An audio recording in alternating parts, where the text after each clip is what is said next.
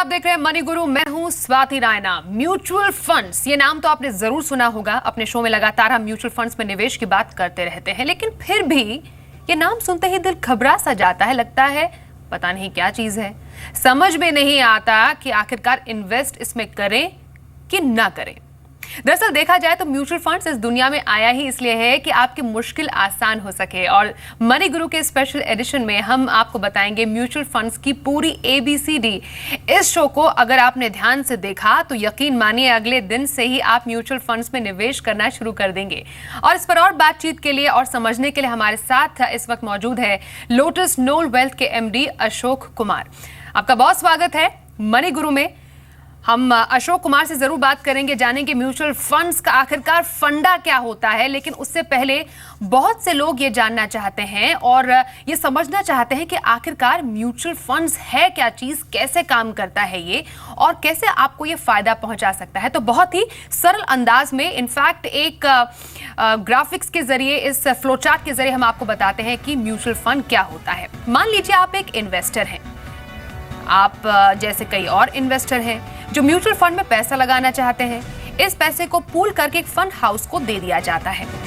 इस fund house में तेज तर्रार fund managers होते हैं जो आपके फंड को मैनेज करते हैं, जो मार्केट के एक्सपर्ट्स होते हैं। ये फंड मैनेजर्स आपके पैसे को अलग अलग कंपनियों में फिर लगाते हैं जो अच्छा परफॉर्म कर रही हैं, जिससे आपको रिस्क कम हो और कुछ समय बाद आपको अच्छा खासा रिटर्न इससे मिल जाता है। मतलब हो जाते हैं आप माला माल। फंड मैनेजर्स अपनी फीस थोड़ी बहुत काटकर आपको रिटर्न के साथ पैसा वापस लौटा देते हैं। तो ये पूरी साइकिल होती है म्यूचुअल फंड्स में निवेश की। तो म्यूचुअल फंड्स क्या होता है, इसका फंडा क्या है, ये हमने आपको बताया। लेकिन आखिरकार फिर भी लोगों के मन में आखिर डर क्यों है कि म्यूचुअल फंड्स में मैं निवेश क्यों करूं? यही बात करते हैं अशोक से। अशोक, म्यूचुअल फंड्स फेयरली नया टर्म है। अगर पर्सनल फाइनेंस की बात करें, हमने बहुत ही सरल अंदाज में दर्शकों को बताया कि आखिरकार म्यूचुअल फंड्स क्या होता है। फिर भी मन में घबराहट है नए निवेशकों के मन में कि आखिरकार म्यूचुअल फंड्स मेरे लिए जरूरी क्यों है? देखिए स्वाति, पहली बात तो ये है कि if you look at the benchmark करेंगे आप इन्फ्लेशन रेट के सामने। हालांकि CPI इन्फ्लेशन रेट आज के दिन में 5 या 6 के आसपास बताया गया है, लेकिन if you see effective inflation rate वो मेरे हिसाब से डबल डिजिट के आसपास है। तो आपको तो निवेश करना ही होगा और निवेश ऐसे इंस्ट्रूमेंट में करना होगा जो इन्फ्लेशन से बेहतर रिटर्न दे आपको। तो म्यूचुअल फंड हिस्टोरिकली यदि आप देखें इंटरनेशनल मार्केट में भी और इंडियन मार्केट में भी, it is a vehicle for retail investor. Retail participation जो करते हैं उनको फ़ायदा ज़्यादा होता है जब दे participate through mutual funds. Ashok, अगर म्यूचुअल फंड्स के हिस्ट्री के बारे में, बैकग्राउंड की बात करें क्विकली, तो कितना पुराना है म्यूचुअल फंड्स? और अगर हम अगले 20 साल तक के निवेश की बात करते हैं म्यूचुअल फंड्स में, कितना सही होगा ये असेस करना कि मुझे कितना रिटर्न इसमें मिलेगा? क्योंकि बहुत ज्यादा पुराने इंस्ट्रूमेंट तो नहीं है म्यूचुअल फंड। देखिए, इंडिया में जो म्यूचुअल फंड्स है they started around the 90s, first half of the 1990s। तो हम अगर मानकर चले कि 20-25 साल हो गए, लेकिन it is relatively a nascent product. पहला ऐसा होता था कि बहुत कम लोग पार्टिसिपेट करते। कुछ 1-2 साल से खास करके I think in the last 3 years mutual fund participation बढ़ता गया है। और ये अच्छी बात है कि in spite of volatility last year there was good growth on both the equity side and debt side of the mutual fund.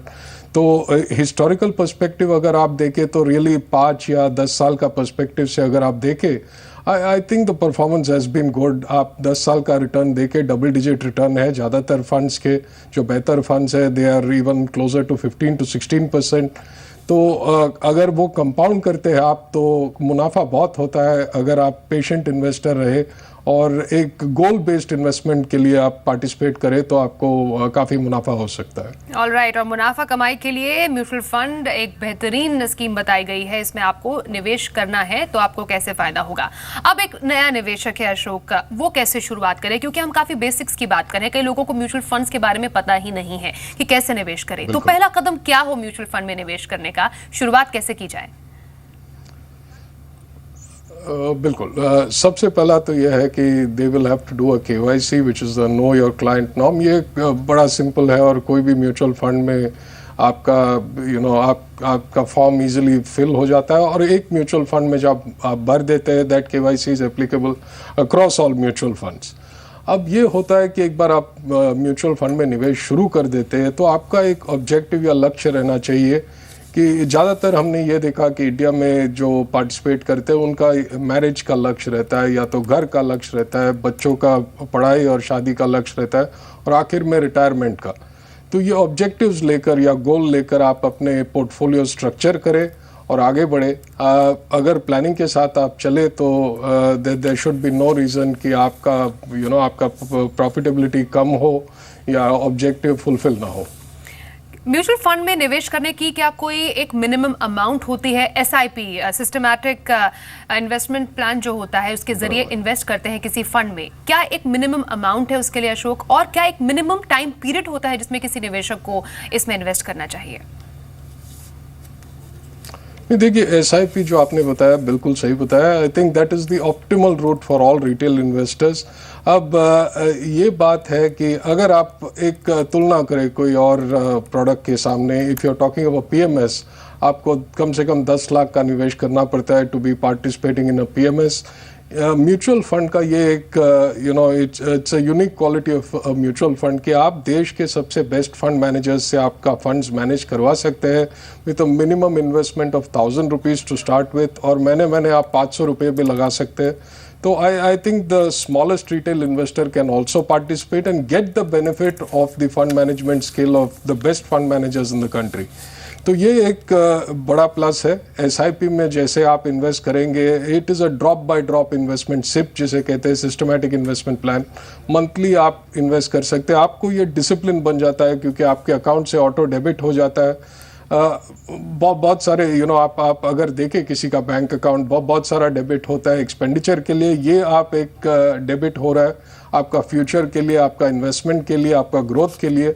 तो I think I would recommend जितने नए निवेशक हैं वो बिल्कुल सिप के जरिए इन्वेस्ट करें और मिनिमम अमाउंट से शुरू करें। जैसे उनका कंफर्ट लेवल बढ़ता जाए तो अमाउंट भी बड़ा कर सकते हैं वो। क्योंकि आप नए निवेशक हैं तो बेटर रहेगा कि आप मंथली इन्वेस्टमेंट करें। लेकिन कई निवेशक ऐसे भी हैं अशोक जो कि लमसम अमाउंट निवेश करते हैं, तो बेहतर कौन सा विकल्प होता है एक पुराने निवेशक के लिए भी और एक नए निवेशक के लिए भी?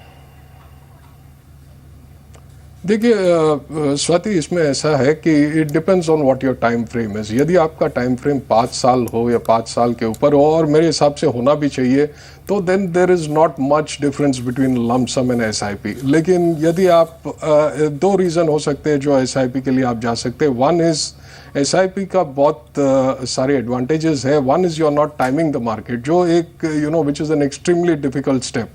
यदि आप डायरेक्ट पार्टिसिपेट करते हो, कभी कभी आप डायरेक्ट पार्टिसिपेशन में टाइमिंग का कोशिश करते हो, I think majority of the time people go wrong with that. तो एसआईपी में टाइमिंग निकल जाता है। If the market is down आपको ज़्यादा यूनिट्स मिलता है, और if the market is trending upwards आपका मुनाफा बढ़ता है। तो either way you are benefited. Lump sum में क्या होता है कि यदि आप एक बड़ा लमसम एक बार इन्वेस्ट करें, तो अगर मार्केट उसके बाद डिप हो जाए तो then you are all in a damage control mode for a certain period of time. तो मेरा ये मानना है कि यदि आपका निवेश का if your duration is more than 5 years, आप बिल्कुल लमसम में करें। वरना आपको फ़ायदा होगा सिप में करने की, क्योंकि उसमें क्या है कि proportionate to whatever you are saving every month और you propose to invest every month, उसके हिसाब से आप आगे चल सकते हो।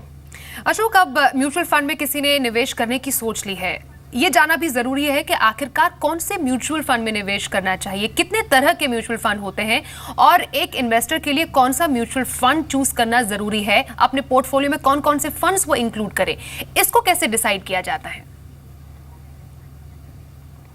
ये जो है म्यूचुअल फंड एक बहुत बड़ा अम्ब्रेला जैसा है। उसमें आप कैटेगरीज देखें, equity is there, debt is there, multiple asset classes है। आप अगर एक पूरा इन्वेस्टमेंट पोर्टफोलियो बनाना चाहते हैं, पूरा म्यूचुअल फंड अम्ब्रेला के अंदर ही बना सकते हैं, क्योंकि there is equity, there is debt, there are gold funds, there are global funds also.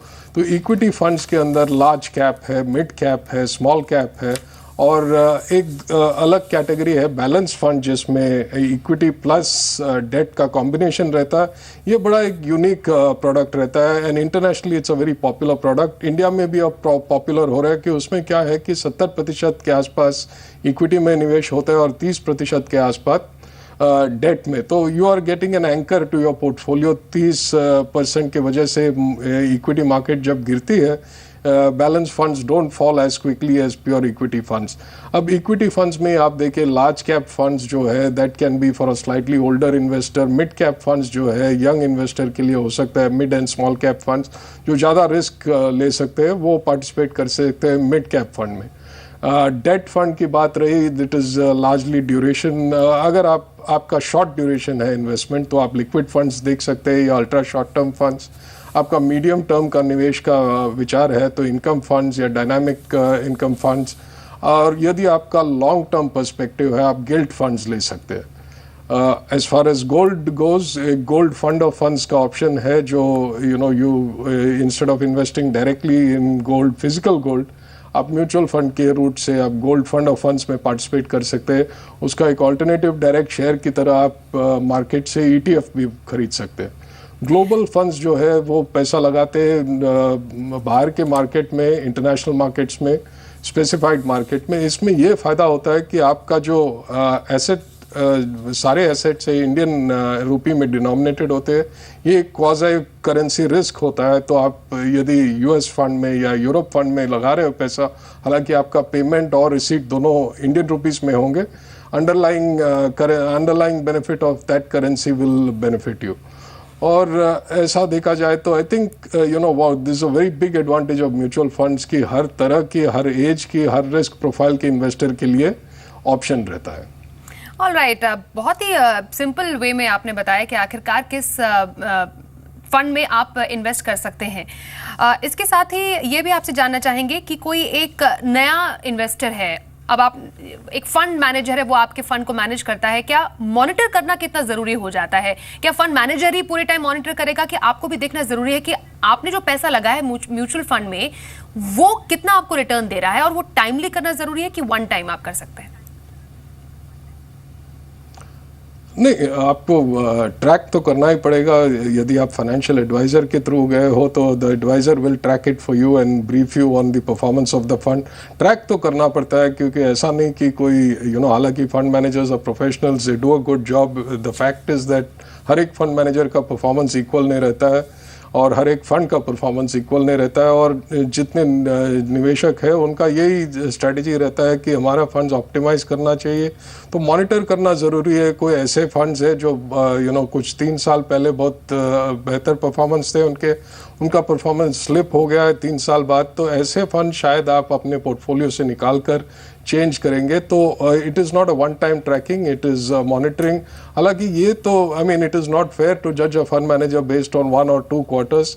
आप जरा पेशेंट रहे, कुछ समय दीजिए उनको, और यदि लॉन्ग टर्म में उनका परफॉर्मेंस अच्छा ना रहा तो आप स्विच कीजिए। लेकिन monitoring of your funds once you have participated in the mutual fund is required at a frequency of 3 to 6 months। आप देख सकते हैं परफॉर्मेंस, लेकिन कुछ चेंज करना चाहते हो तो एकदम मेरे हिसाब से कम 1-2 साल रुक कर करें। अशोक, एसेट एलोकेशन काफी ज्यादा इंपॉर्टेंट हो जाता है आपके पोर्टफोलियो में। एसेट एलोकेशन के टाइम किन बातों का ध्यान रखें, जो कि अभी जिसने शुरुआत की है म्यूचुअल फंड में निवेश की, वो किन बातों का ध्यान में रखते हुए अलग अलग फंड्स में निवेश करें? बिल्कुल। अब Swati, if you look at the concept, अगर आप वेल्थ मैनेजमेंट या फाइनेंशियल प्लानिंग का कॉन्सेप्ट देखते हो तो ideally you categorise people into 3 categories. एक वेल्थ क्रिएशन कैटेगरी है जो 20 to 40 के एज ग्रुप में जो रहते हैं। 40 to 55 हम कहते हैं वेल्थ कंसोलिडेशन, जिन्होंने 20 to 40 में परफॉर्मेंस अच्छा किया है, उनका वेल्थ काफ़ी क्रिएट हो गया है, तो कंसोलिडेट करते हैं 40 to 55 में, और 55 के बाद आप वेल्थ प्रोटेक्ट करते हैं रिस्क कम करके। जितना आपने बनाया हुआ है that takes care of your silver years, तो मेरे ख्याल से that is a wealth protection stage. अब wealth creation stage is a stage when a person is young, he can take more risks obviously at an early stage। आप जितना risk लेना चाहते हैं upfront लेना पड़ता है उसमें। तो उस वक्त जब आप इन्वेस्ट करोगे कि मेरे हिसाब से 75 to 80% can go into equity at that stage, और इक्विटी में भी आपका वेटेज ज़्यादा मिड कैप और स्मॉल कैप फंड्स में हो सकता है, क्योंकि ये high risk high return funds है। और यदि आपका चॉइसेस या आपके फाइनेंशियल एडवाइजर का चॉइसेस सही हो तो आप बहुत मुनाफा कमा सकते हैं. There are some mid cap funds which have over a long period of time CAGR of over 20%, which is an extraordinarily good performance. As you cross 30, 35, you might want to move closer to large cap funds. And तो आपका structure अपने as और अपने risk profile के हिसाब से choice of funds होगी. Wealth creation stage में प्रिडोमिनेंटली आप इक्विटी में रहेंगे और सुपीरियर रिटर्न्स की कोशिश करेंगे. अब दूसरे स्टेज पर जब आप आ जाते हो, when you crossed 40, you are in a consolidation stage. आपने बहुत सारे जो अपने इनिशियल ऑब्जेक्टिव्स है फुलफिल कर लिए हैं. इन द सेकेंड स्टेज आप क्या करोगे कि you will consolidate, you will use more of balanced funds. Typically balanced funds यानी कि हाइब्रिड फंड्स जिसमें इक्विटी और डेट का नेचुरल मिक्स हो. तो एट दिस स्टेज यदि आपका पहला स्टेज अच्छा गया हो, you can bring down equity to around 50%, तो तकरीबन 50-50 हो सकता है. और ये जो आखिरी स्टेज है जो प्रोटेक्शन स्टेज में, वहाँ पे आप डेट फंड्स लेंगे जिसमें इनहेरेंटली कम रिस्क होते हैं. And even with in the debt fund category, if you have done very well in stage 1 and 2, you can go for the least risk. उस स्टेज पे आप your effort is not to outperform the market और to extract maximum returns, but to protect the huge amount of funds that you have created. अब ये मानकर चलिए कि आपका इक्विटी के हिसाब से आपका गोल्ड का एक्सपोजर बनता है, क्योंकि gold is hedge against equity. जब हिस्टोरिकली अब देखें, जब भी इक्विटी मार्केट्स गिरती है, gold performs well. When there is volatility in the equity market, gold performs well. If you look at the last 1 year, gold का रिटर्न बढ़ गया है. इक्विटी मार्केट्स जरा बहुत वॉलेटाइल रहा है. और यू गो बैक टू 2008 जब स्टॉक मार्केट क्रैश हुआ था, 1-2 साल इक्विटी काफ़ी डाउन था. उस वक्त best performing asset class was gold. तो यंग स्टेज पे आपका गोल्ड का प्रोपोर्शनेट होगा, और जैसे आप इक्विटी कम करते जाओगे, गोल्ड का एक्सपोजर भी एकदम कम होते जाएगा. अशोक, आपसे जानना चाहेंगे कि जो ट्रेडिशनल सेविंग स्कीम्स है जैसे कि FD, PPF, उसमें निवेश करना काफ़ी सिक्योर माना जाता है. अब म्यूचुअल फंड्स है जो कि फेयरली न्यू सेविंग स्कीम है इसके कंपैरिजन में. तो एक जो ट्रेडिशनल इन्वेस्टर है वो ये जानना चाहेगा कि मैं म्यूचुअल फंड में अगर निवेश करता हूं या करती हूं तो मुझे इससे कैसे फायदा होगा एज कंपेयर टू FD या PPF में निवेश करने के. बिल्कुल. ये if we start with FD, जो सबसे पॉपुलर प्रोडक्ट है by and large across India, और ऐसा माना जाता है कि सबसे सेफ भी है, जो शायद है भी. बट यदि आप देखें रेट्स को, I think they are lower than 8% आज के दिन में. और बहुतों को ये पता नहीं कि that is a gross rate. उसके ऊपर आपको टैक्स लगता है. यदि आपका टैक्स स्लैब 10% हो या 20% हो या 30% हो तो कम होते जाता है. यदि 30% हो तो आपका नेट रिटर्न इज अराउंड 5.4 या 5.5%, जो आप रियल इन्फ्लेशन के सामने तुलना करें तो इट इज़ वेरी लो. तो आप अपने आप को एक फ्यूचर क्राइसिस में लेके जा रहे हैं, क्योंकि आपका रिटर्न जो है, इन्वेस्टमेंट ग्रोथ जो है, सिर्फ 5.5% का है, लेकिन रियल इन्फ्लेशन रेट जो है डबल डिजिट के आसपास है. तो वो गैप जो है बढ़ते जाएगा with the passage of time. रही बात PPF की, PPF is a very popular product in India, लेकिन ये एक नॉन लिक्विड प्रोडक्ट है. तो यदि आप 80 टैक्स बेनिफिट के लिए आप इन्वेस्ट कर रहे हो तो बिल्कुल करें, लेकिन ये मानकर चलिए कि there will be no liquidity in that product for 15 years. आपको एक लॉक इन रहेगा 15 years का. उसके सामने यदि आप टैक्स एडवांटेज लेना चाहते हो तो म्यूचुअल फंड का एक प्रोडक्ट है ELSS, equity link saving scheme, जिसमें भी आप निवेश कर सकते हैं. 1-to-1 परफॉर्मेंस देखे तो आई think the performance of ELSS schemes has been 12 to 13% और probably more even, whereas PPF जो है is 8% टैक्स फ्री. हालांकि ये guaranteed 8% टैक्स फ्री है, और ELSS का आई थिंक यू कैन शिफ्ट. तो म्यूचुअल फंड में निवेश करने का तरीका होता है सिस्टमैटिक इन्वेस्टमेंट प्लान के जरिए, दैट इज SIP. जब लोग म्यूचुअल फंड में निवेश की बात करते हैं तो SWP यानी सिस्टमैटिक विड्रॉल प्लान भी एक टर्म सामने आता है. क्या डिफरेंस होता है दोनों में? बिल्कुल. हाँ, देखिए SIP तो हमने बात की. I think you invest part by part. SWP तब ज़्यादातर यूज़ होता है, we use it largely for retirement planning.